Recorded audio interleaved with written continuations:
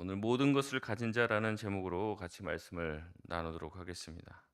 오늘 본문 역시 솔로몬의 부와 영화가 엄청난 기세로 뻗쳐가고 있음을 오늘 본문이 이야기하고 있습니다.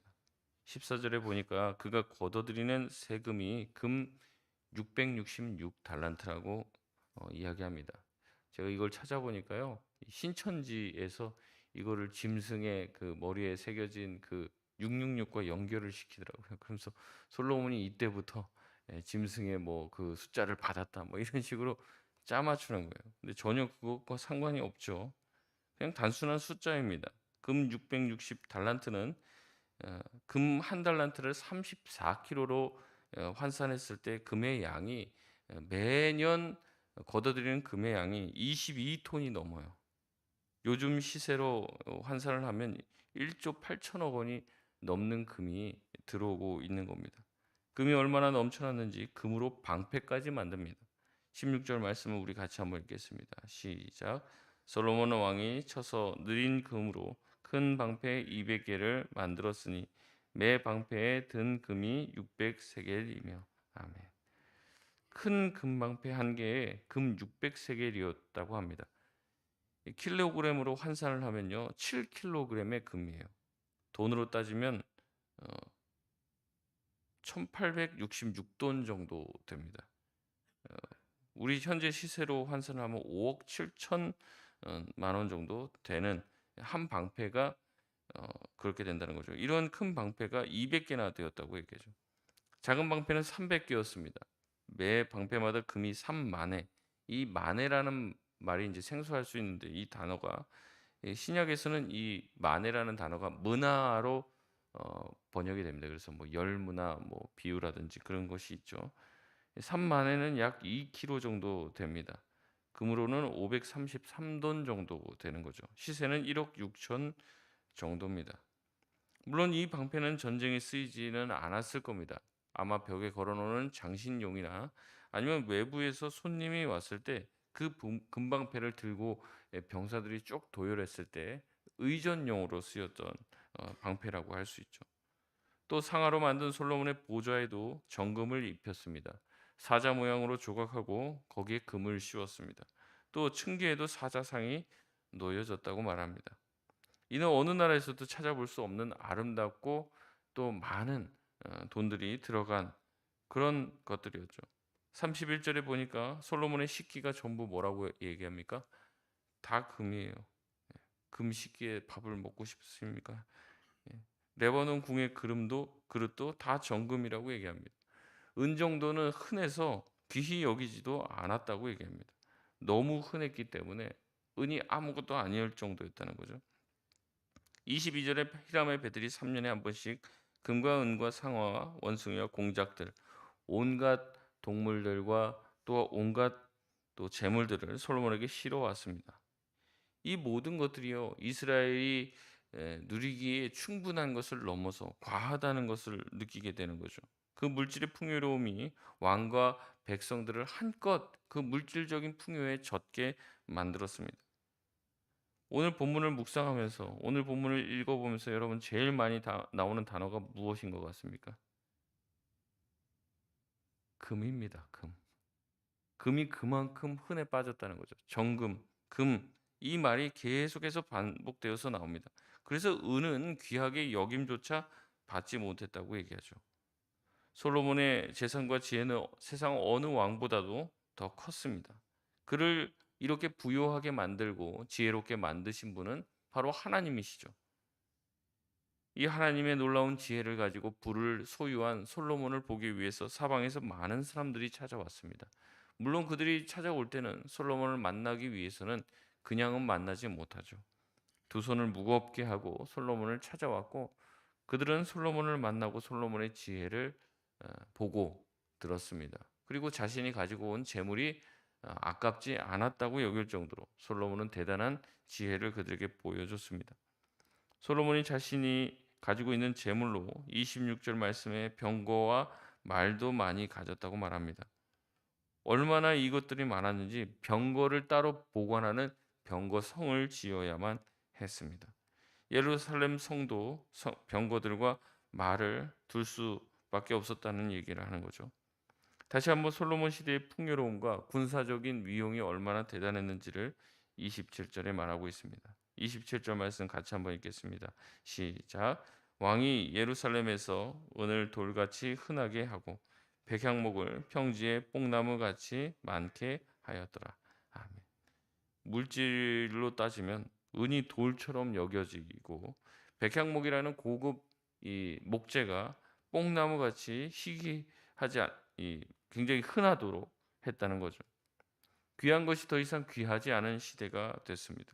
극도의 풍요의 시대를 구가하고 있음을 계속해서 반복적으로 우리에게 설명하고 있습니다. 또한 28절에 솔로몬은 애굽에서 말을 들여왔다고 얘기합니다. 엄청난 수의 말과 병거를 모았고 무역을 통해 이득을 취했습니다. 지금 세상에서 뭐 제일 귀한 말이라고 하면 아라비아산 말이죠. 근데 이 아라비아산 말이 다 어디서 왔느냐? 애굽에서 온 거라는 거예요. 이 모든 기록은 솔로몬의 업적을 칭송하는 것처럼 보입니다. 그러나 사실 열왕기 기자는 솔로몬의 모습이 하나님께서 규정한 왕의 모습과 전혀 다르고 하나님이 하지 말라는 것을 계속하고 있는 모습을 우리에게 보여주고 있는 것입니다. 제가 어제도 간단하게 좀 언급을 했는데요. 신명기 17장에 보면 이미 하나님은 이스라엘 백성이 왕을 구할 것임을 알고 있었습니다. 그래서 너희가 왕을 세운다면 너희 중에 누군가가 왕이 된다면 그 왕은 앞으로 어떻게 해야 되는지 왕의 규례를 설명하고 있습니다. 그래서 왕은 어떤 식으로 뽑고 왕이 뽑혔을 때 어떤 일을 해야 된다라고 얘기하며 마지막 부분에 세 가지 왕으로서 하지 말아야 될 금지 명령 세 가지를 말하고 있습니다. 제가 읽어 드리겠습니다. 신명기 17장 16절에서 17절까지 말씀인데요. 신명기 17장 16절 17절을 제가 읽어 드리겠습니다.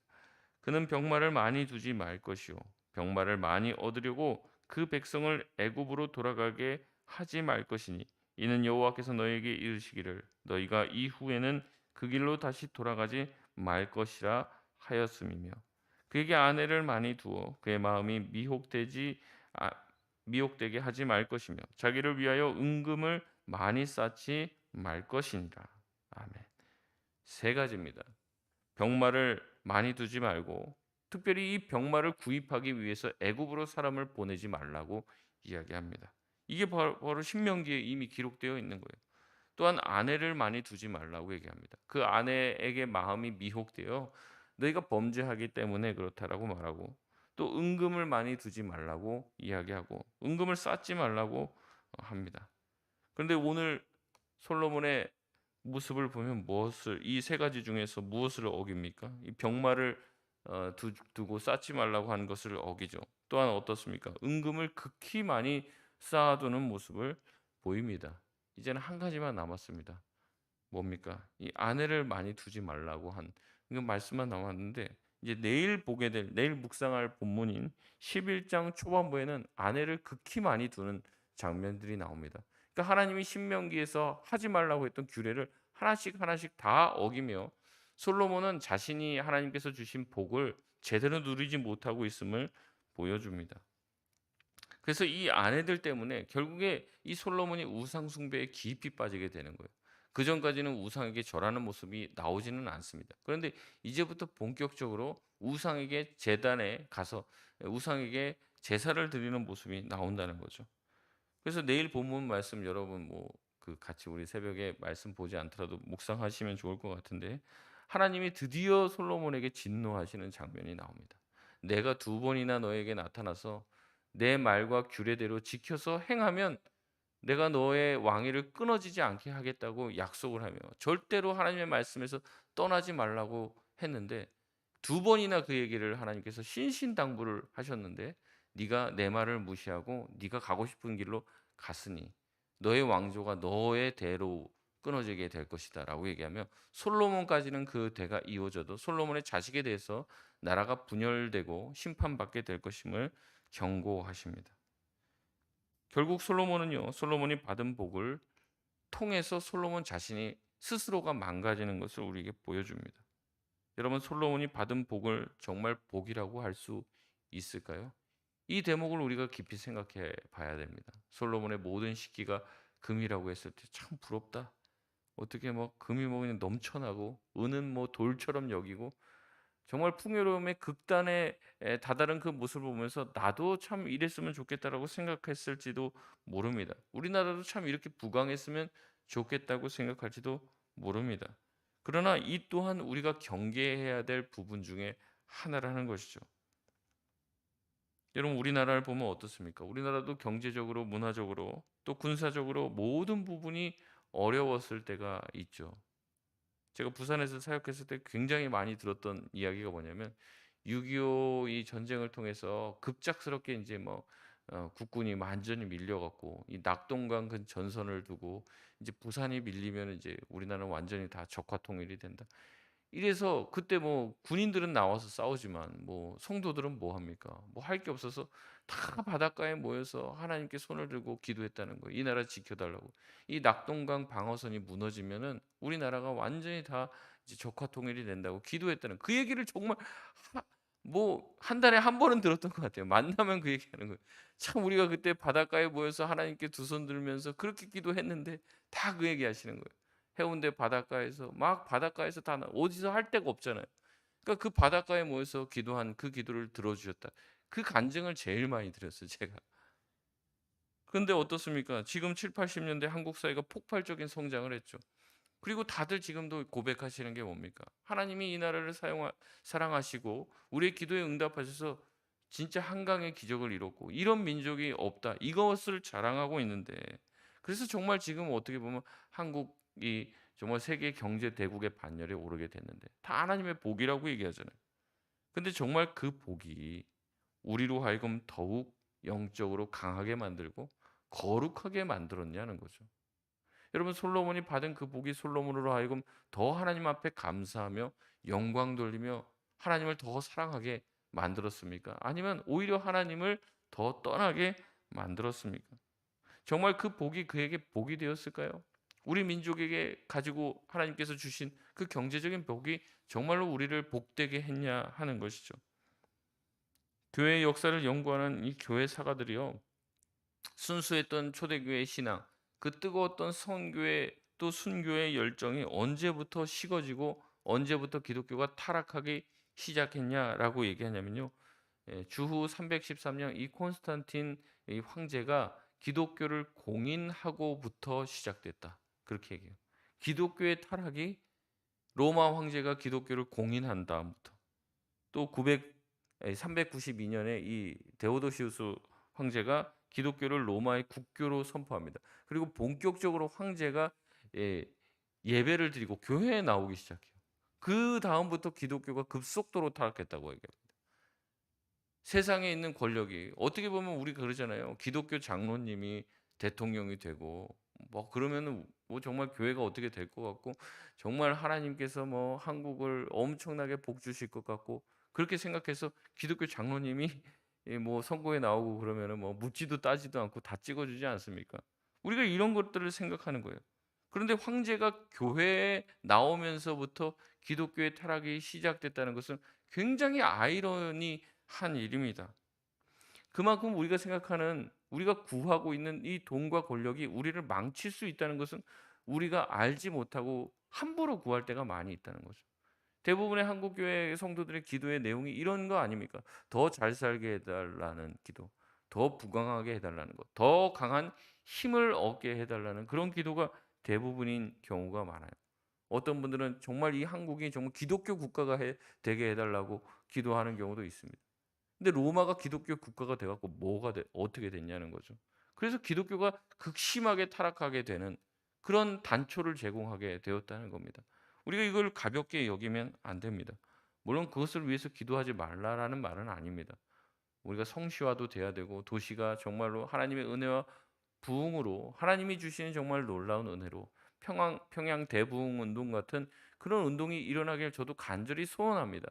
하지만 그 이후에 정말 그렇게 기독교가 강한 힘을 얻게 된 다음부터는요. 반드시 그 타락의 길로 가게 되더라는 거죠. 순수함을 다 잃어버리게 된다는 겁니다. 우리가 구하는 돈과 명예를 우리가 다 손에 넣는다고 하면은 우리가 하나님과 더욱 가까워질까요? 그렇지 않을 때가 많다는 거죠. 내 개인의 삶을 돌아봐도 내가 하나님께 더 많이 기도하고 엎드렸을 때는 내 상황이 그렇게 좋지 않을 때일 가능성이 더 많습니다. 내가 더 힘들고 내가 더 어려워졌을 때 하나님 앞에 더 간절히 기도하게 되지, 내가 하나님 찾지 않아도, 하나님께 기도하지 않아도 뭐 큰 문제가 생기지 않는 삶을 누리고 있을 때는 별로 하나님께 기도할 이유가 없어지게 되는 겁니다. 그래서 점점 하나님께로부터 멀어지게 되는 거예요. "왜 기도 안 합니까?" 물어보면 "시간이 없어서요." 뭐 "왜 이렇게 안 합니까?" 뭐 "돈이 없어서요." 근데 돈과 시간이 다 생기면은 우리가 정말 하나님 앞에 기도하고 예배하러 나오냐 이 말이죠. 뭐 지금 뭐 또 추석이니까 뭐 그렇게 다 바쁘시니까 그렇긴 한데, 제가 가끔 그런 생각이 듭니다. 그렇게 바쁘다면서, 그렇게 시간 없다면서 공휴일 날 그렇다고 교회 나와서 기도하냐? 그것도 아니라는 거죠. 휴가의 기간들이 뭐 일 주일, 2 주일 뭐 주어지면은 그 시간대에 나와서 더 기도하고 엎드리고 '내가 그동안 안 본 성경을 더 보고 기도해야지.' 이 생각 갖지 않는다는 겁니다. 시간이 많아지고 돈이 많아지면요, 사람은 죄 짓기에 더 빠르지, 우리가 가지고 있는 그것을 가지고 주님 앞에 더욱더 거룩하게 살려고 하지 않는다는 겁니다. 말씀을 맺겠습니다. 솔로몬이 받은 복은 오히려 솔로몬을 망쳐 놓았습니다. 마치 로또 1등에 당첨된 사람의 가정이 파탄나게 되었고 인생이 망가졌다는 소식을 종종 듣게 되는데, 마치 그것과 같이 되었어요. 근데 솔로몬은요, 우리와 같은 사람이 아닙니다. 하나님이 주신 세계에서 가장 뛰어난 지혜를 가진 사람이었습니다. 그리고 세계에서 가장 큰 부를 누리는 사람이었습니다. 그가 우리보다 더 어리석은 게 아니에요. 그의 인생의 종말이 어떻게 될지 그가 알고 있었습니다. 저는 알고 있었을 거라고 생각해요. 그 정도로 바보 같은 사람이 아니었습니다. 그럼에도 불구하고 그가 그 길을 갔던 이유는 뭡니까? 그만큼 돈의 힘이 세다는 겁니다. 그만큼 물질의 풍요가 우리가 저항할 수 없을 정도로 우리를 변제시킨다는 것이죠. 돌아보면 우리도 솔로몬만큼은 아니지만 하나님께서 주신 복이 많이 있죠. 그런데 그 복이 우리로 하여금 더 하나님을 사랑하지 못하게 하며 우리에게 주어진 여유로운 시간들이 우리에게 더 선한 일을 하게 하지 못한다면, 하나님이 우리에게 주신 복은요, 오히려 화가 될 수 있습니다. 하나님께서 우리에게 주신 복들, 그 모든 것들을 세상의 즐거움과 기쁨을 위해 다 소비하게 될 때 그것은 오히려 우리의 삶을 망치게 되는 것이죠. 다시 한번 주님이 주신 복을 새하려 보실 수 있길 바랍니다. 그리고 주님이 그 복으로 뭘 하길 원하시는지를 깊이 묵상하시길 바랍니다. 그래서 솔로몬이 갔던 그 전철을 밟지 않고 하나님께서 주신 복을 오히려 하나님께서 주심에 감사하며 주님을 더 사랑하고 더 거룩한 삶을 살길 위해서 결단할 수 있는 저와 여러분 되시길 주의 이름으로 소원합니다.